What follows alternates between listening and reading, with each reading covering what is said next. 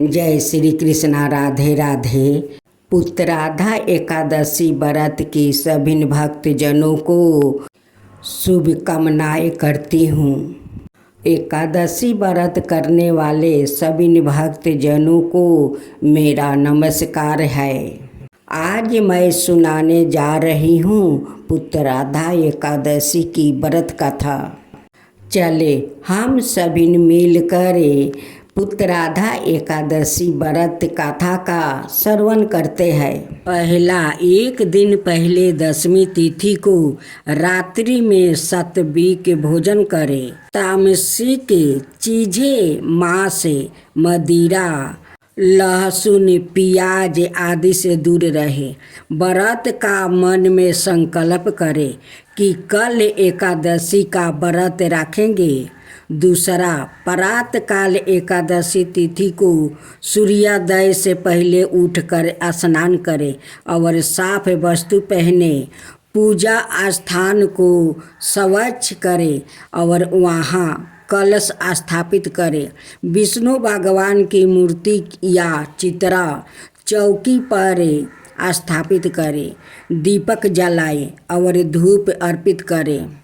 विशेष नियम, व्रत के दौरान क्रोध, निंदा, झूठ, कूट वचन और छल कपट से बचे।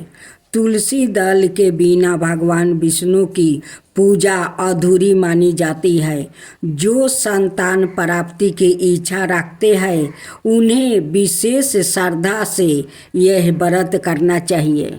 तीसरा, पूजा विधि, भगवान विष्णु को जल से स्नान कराए या पंचमृत चढ़ाए। पीले फूल, अक्षत, चावल, चंदन, तुलसी दल अर्पित करें। विष्णु जी को दूध, फल, मिठाई, नारियल आदि अर्पित करें। ओम नमो भगवते वासुदेवा मंत्र का जाप करें या विष्णु सहस्त्र नाम का पाठ करें। चारवा, रात्रि जागरण जागना। रात्रि में विष्णु भगवान की गाथा भजन कीर्तन करें। एकादशी की व्रत गाथा सुनना या पढ़ना बहुत पुण्यदायी होती है। पांचवा, द्वादशी के दिन पारण। अगले दिन सूर्योदय के बाद विष्णु भगवान की पुण्य पूजा करें। ब्राह्मण या गरीब को भोजन कराए, वस्तु और दक्षिणा दे। फिर व्रत का पारण करें। फलाहार या सात्विक भोजन से व्रत तोड़े। अब सुने एकादशी माता की कथा। भगवान विष्णु बोले, हे इंद्र, ऐसा मायावी दैत्य कौन है जिसने सब देवताओं को जीत लिया है? उसका क्या नाम है? उसमें कितना बल है और किसके आश्रय है और उसका स्थान कहाँ है? यह सब मुझसे विस्तार पूर्वक कहो। भगवान के ऐसे वचन सुनकर इंद्र बोले, हे सर्वव्यापी भगवान, प्राचीन समय में चंद्रावती नगरी में नारी जंघ नाम का एक राक्षस था। उसी के महापरिक्रमी और लोक विख्यात मूर नाम का पुत्र ने सब देवताओं को स्वर्ग से निकाल कर वहाँ अपना अधिकार कर लिया है। वो इंद्र, अग्नि, वरुण, यम, बाहु, ईशा, चंद्रमा, नैतिरथ आदि सबके स्थान पर अधिकार करके और सूर्य बनकर आप ही प्रकाश करता है। सवाई मेघ बन बैठा है और सबसे अजय है। हे असुर निकंदन, उस दुष्टों को मारकर देवताओं को निर्भय बनाइए। इंद्र के ऐसे वचन सुनकर भगवान विष्णु बोले, हे देवताओं, मैं शीघ्र ही तुम्हारे शत्रु का संहार करूँगा। तुम चंद्रावती नगरी को जाओ। इस प्रकार कहकर भगवान सहित सब देवताओं ने चंद्रावती नगरी की ओर प्रस्थान किया। उस समय दैत्यपति मूर दैत्य सेना सहित युद्ध भूमि में गरज रहा था। उस बलवान असुर की गर्जना सुनकर सब देवता भय के मारे चारों दिशाओं में भागने लगे। जब सवाए भगवान विष्णु रणभूमि में आए तो दैत्य उनको भी देख कर अनेक प्रकार के अस्त्र शस्त्र और आयुध लेकर दौड़े। भगवान ने उनको आते देखकर सर्प के समान अपने बाणों से उनके शरीरों को बींध डाला। अनेक दैत्य उनके हाथों से मारा गया। केवल एक मूर ही बाचा रहा। वो अविचल भाव से भगवान के साथ युद्ध करता रहा। भगवान जो भी छीन बाण उसके शरीर में मारते वो उसके लिए पुष्पा के समान हो जाते। शास्त्रों के प्रहार से उसका शरीर छीन बीन हो गया, परंतु वो फिर भी युद्ध करता ही रहा। अब वो आप से मल्ल युद्ध करने लगा और 10,000 बरस तक उनका मल्ल युद्ध होता रहा, परंतु वो दैत्य भगवान से पराजित ना हुआ। तब भगवान विष्णु युद्ध से थक कर बद्रिका आश्रम चले गए। वहाँ पर एक हेमवती नाम की सुंदर गुफा थी। उसमें विश्राम करने के लिए वो उसके अंदर प्रवेश कर गया। यह गुफा 12 योजन लंबी थी और उसमें एक ही द्वार था। भगवान वहाँ जाकर सो गया। वो दैत्य उनको सोया हुआ देखकर मारने के लिए उद्यत हुआ। वो अभी मारने का प्रयत्न कर ही रहा था कि उनके शरीर से एक अत्यंत प्रभावशाली सुंदर कन्या अस्त्र शस्त्र धारण किए हुए प्रकट हुई और दैत्य के सामने आकर युद्ध करने लगी। वो दैत्य उस बलवान कन्या को देखा, आश्चर्य विनीत होकर उसके साथ युद्ध करने लगा। उस कन्या के ऐसे भयानक पराक्रम को देखकर दैत्य विचारने लगा कि इस कन्या को किसने बनाया है जो ऐसा भयानक युद्ध कर रही है। वो ऐसा विचार कर ही रहा था कि उस महादेवी ने उस बलवान दैत्य के रथ को चूर चूर कर दिया और उसके अस्त्र शस्त्र को काट कर टुकड़े टुकड़े कर दिया। तब वो दैत्य महान क्रोध करके मल्ल युद्ध करने लगा, परंतु देवी ने उसको धक्का मारकर मूर्छित कर दिया। जब वो दैत्य मूर्छित से जागा तो उस देवी ने उसका सिर काट डाला। इस प्रकार वो दैत्य तो पृथ्वी पर गिरकर मृत्यु को प्राप्ति हुआ और बाकी दैत्य डर के मारे पाताल लोक को भाग गया। जब भगवान विष्णु की निद्रा टूटी तो उन्हें मूर दैत्य का काटा हुआ सिर ओ कन्या को दोनों हाथों जोड़कर खड़े देखा। तब भगवान उस कन्या से पूछने लगे कि हे देवी, जिस दैत्य से इंद्रादि के सब देवता भयभीत होकर स्वर्ग से भाग गया था, उसको किसने मारा है? वो कन्या कहने लगी कि भगवान, जब आप निद्रा में थे तो यह दैत्य आपको मारने के लिए उद्यत हुआ। उस समय आपकी योग माया द्वारा आपके शरीर से प्रकट होकर मैंने इस दैत्य को मार गिराया है। यह सुनकर भगवान कहने लगे कि हे देवी, तुमने देवताओं के भय को दूर करके बड़ा भारी कार्य किया है। अत तुम अपनी इच्छा अनुसार वर मांगो। तब वो देवी बोली, हे भगवान, यदि आप मुझे वरदान देना ही चाहते हैं तो यह वरदान दीजिए कि जो कोई भी मेरा व्रत करे उसके सब पाप नष्ट हो जाए और अंत में मोक्ष को प्राप्ति होवे। जो इस व्रत का पुण्य है उसका आधा रात्रि को भोजन करने वाले को मिले और जो एक बार भोजन करे उसको भी आधा फल प्राप्ति हो जाए।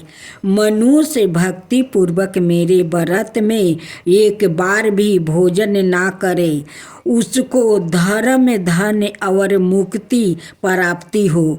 भगवान ने कहा, हे कल्याणी, ऐसा ही होगा। मेरे और तुम्हारे भक्ति एक ही होगा और वो अंत में मोक्ष को प्राप्ति करके मेरे लोक को जाएगा। क्योंकि तुम एकादशी को प्रकट हुई हो और तुम्हारा नाम एकादशी ही होगा। तुम मुझे सब तीर्थों से प्रिय हो, इस कारण तुम्हारे व्रत का फल सब तीर्थों से भी अधिक फल देने वाला होगा। ऐसा कहकर भगवान अंतर्ध्यान हो गए और प्रभु के उत्तम वचनों को सुनकर एकादशी माता प्रसन्न हुई। भगवान श्री कृष्णा कहते हैं कि युधिष्ठिर, सब तीर्थों के फल से एकादशी व्रत का फल सर्वश्रेष्ठ है। एकादशी व्रत करने वाले को मैं मोक्ष पद देता हूँ, उसके शत्रुओं का नाश और समस्त विघ्नों का नाश करता हूँ। यह मैंने तुमको एकादशी माता की सब वृत्तांत बतलाया है। एकादशी माता पापों को नष्ट करने वाली है और सिद्धियों की देने वाली है। उत्तम पुरुषों को दोनों पक्ष की एकादशियों समान ही सामना करना चाहिए। कोई भेदभाव नहीं समझना चाहिए। जो मनुष्य इस एकादशी के महात्म्य को पढ़ता अथवा सुनता है उसको अश्वमेध यज्ञ का फल प्राप्ति होता है और वो करोड़ों बरस तक विष्णु लोक में वास करता है। वहाँ भी उसका पूजन होता है। जो मनुष्य एकादशी माता की महात्म्य के चौथे भाग को पढ़ता है उसके भी अनेक पाप नष्ट हो जाते हैं।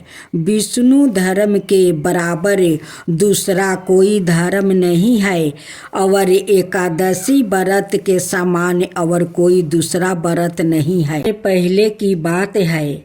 यह गाथा सतयुग से लेकर कलयुग तक चलती है, क्योंकि यह न केवल एक पौधे की कहानी है बल्कि श्रद्धा, प्रेम और देवी की एक दिव्य गाथा है।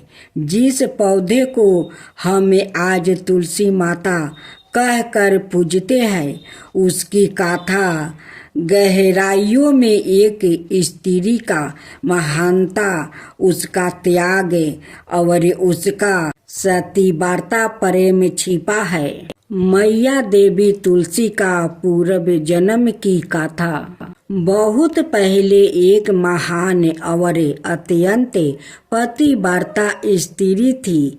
बिंदा वो असुर राज जलंधर की पत्नी थी। बिंदा जन्म से एक गंधर्व कन्या थी, लेकिन उन्होंने कठोर तपस्या और शिव भक्ति से अद्भुत तेज प्राप्ति किया था।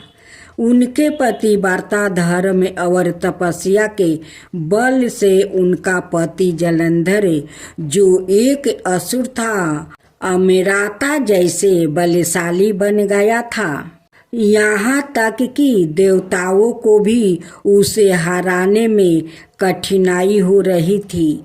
देवताओं के राजा इंद्र और सवाए भगवान विष्णु भी जलंधर से युद्ध में पराजित हो चुके थे, क्योंकि बिंदा की पतिव्रता शक्ति ने जलंधर को अपराजय बना दिया था।